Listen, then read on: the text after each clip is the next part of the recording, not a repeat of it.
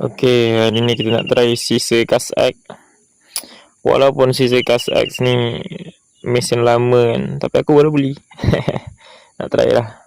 Dia ada drag clicker je, dia tak ada DC kan. Tengok aku pakai tali tangsi. Sebab kat rumah aku ada tali tangsi je, tak ada thread, tak ada benang. Boleh lah buat apa nama? Buat asa-asa lah. Bismillah. Wish.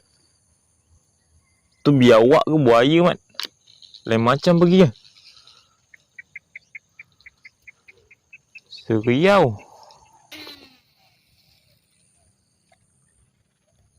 Baik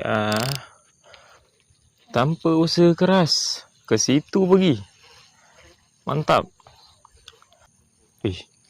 Tengok tu. Itu biawak ke buaya, Mat? Aku dah seram ni.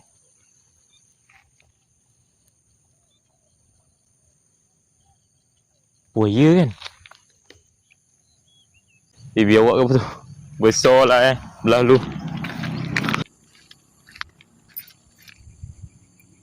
Weh, ni aku. Buaya ke apa? Kalau tak ada bajet aku, belilah yang ni.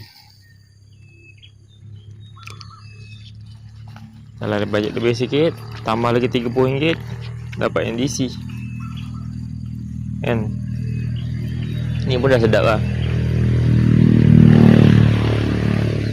Aku baru belajar main BC ni baru sebulan. Aku awal ingat kena asal tukar giwang, kena tukar setting brake kan. Tapi tak pun sini, tak ada brake pun tak apa. Cuma ni lah, kalau pakai tangsi tak ada brake, pisang sikit lah kalau mihun. Tu je lah. Knob ni apa? Knob ni brake ni tak penting pun. Yang penting thumb ni. Ni pendapat aku sebagai kaki pro kumpau lah. Kalau yang pro-pro aku tak tahu lah. Kalau pakai mesin murah aku, baling macam tu, memang auto mihun. Yang lain sekali. Baru cakap dah mihun. Ini bukan masalah real ni, masalah teknik. Tak ada teknik. Try sekali. Bismillah. Tu dia kan. Tu kalau mesin murah aku, baling lah 10 kali, 8 kali mihun.